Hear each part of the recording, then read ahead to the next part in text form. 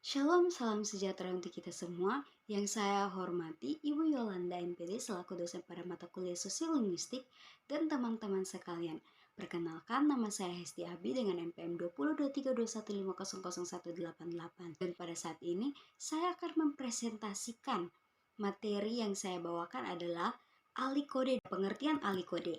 Ahli kode atau kode watching adalah fenomena linguistik ketika seorang penutur atau seorang pembicara berpindah dari satu bahasa ke bahasa lain secara keseluruhan dalam satu episode atau satu pembicaraan percakapan dalam interaksinya. Jenis-jenis dari ahli kode di sini saya tempatkan ada 4 jenis-jenis ahli kode. Yang pertama adalah ahli kode internal. Teman-teman, ahli kode internal adalah antara dialek atau ragam bahasa yang masih dalam situasi bahasa yang dasar. Yang kedua adalah ahli kode eksternal. Nah, ahli kode eksternal ini adalah ahli kode yang berpindah antara bahasa yang berbeda. Ahli kode situasional ini terjadi ketika perubahan situasi. Misalnya karena ada orang baru yang masuk dalam pembicaraan tersebut. Yang terakhir adalah ahli kode metaforis. Nah, teman-teman, ahli kode metaforis ini memiliki tujuan untuk ekspresif, identitas sosial atau efek retoris. Penyebab dari ahli kode. Yang pertama adalah lawan bicara atau lawan tutur. Lawan bicara atau lawan tutur menyebabkan ahli kode. Bila setiap penutur atau setiap lawan bicara ingin mengimbangi kemampuan berbahasa yang digunakan oleh temannya atau lawan tuturnya, misalnya penutur dan lawan tutur memiliki latar belakang bahasa yang sama, maka mereka akan menggunakan bahasa tersebut. Yang kedua adalah perubahan dalam situasi. Seperti perubahan ahli kode dalam bahasa dari situasi formal kepada informal. Misalnya, penutur menggunakan bahasa Indonesia saat rapat di kantor atau menggunakan bahasa formal pada saat membicarakan mengenai proposal atau masalah-masalah tertentu. Yang ketiga adalah kehadiran orang ketiga.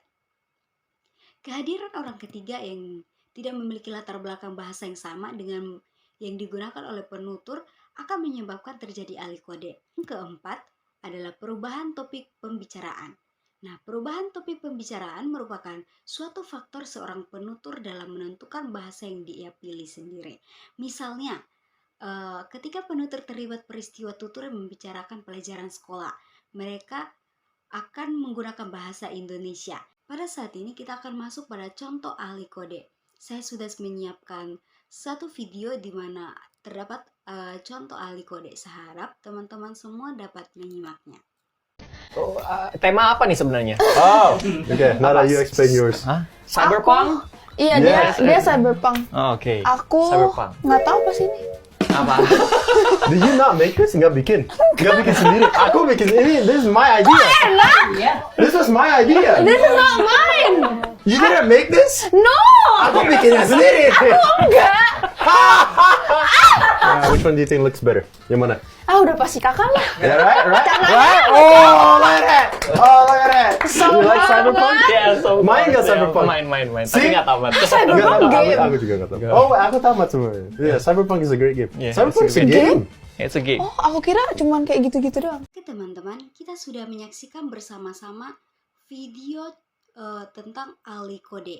Nah, dalam video yang telah kita saksikan bersama-sama itu, di situ terdapat percakapan antara Aska dan Nada.